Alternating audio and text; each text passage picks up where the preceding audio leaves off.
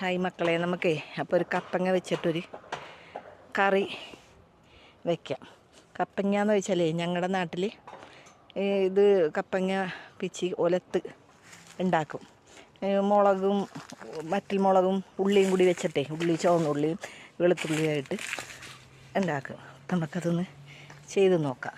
കപ്പയ്ക്ക് നമുക്ക് ഒലത്തുണ്ടാക്കാനേ വെളുത്തുള്ളിയും കുച്ചുള്ളി, പിന്നെ അതാ വറ്റൽമുളക് ഇത്രയും മതി കേട്ടോ. വറ്റൽമുളകില്ലെങ്കിൽ മുളക് പൊടി ഇട്ടാലും മതി.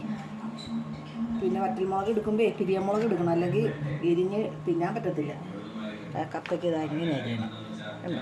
അപ്പം നമുക്ക് മുളക് ഇടിച്ചെടുക്കാം. ഇരുമ്പെട്ടി അടുപ്പിലൊക്കെ ഒന്ന് ചൂടാവട്ടെ. വെളിച്ചെണ്ണ ചൂടായി വരുമ്പോൾ കടുകിട്ട് പൊട്ടിക്കണേ. കടുക് ഞാൻ മേടിക്കാൻ മറന്നുപോയി. ഞാൻ കടുകില്ലാതെ ഉള്ളിയാണ് ഇടുന്നത്.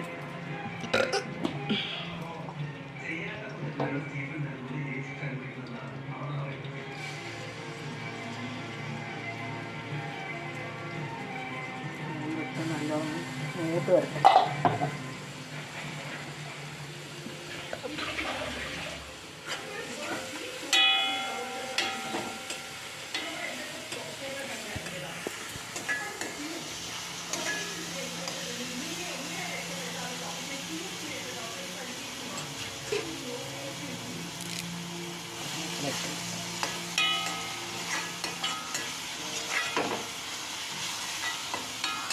കടുക് ഇടണം. കടയിൽ പോയതാണ്, പക്ഷെ കടുക് മേടിക്കാൻ മറന്നു. കടുകിന് ഇടുമ്പോൾ മുളക് ക്രഷ് ചെയ്തൊന്ന് കൊടുക്കാം. അല്ലെങ്കിൽ ഉള്ളിയും മുളകും കൂടി ഒരുമിച്ചിട്ട് കഴിഞ്ഞാൽ മുളകങ്ങ് കരിഞ്ഞു പോകും. ഇപ്പം ഇത്തിരി മഞ്ഞപ്പൊടി ഇട്ട് കൊടുക്കാം.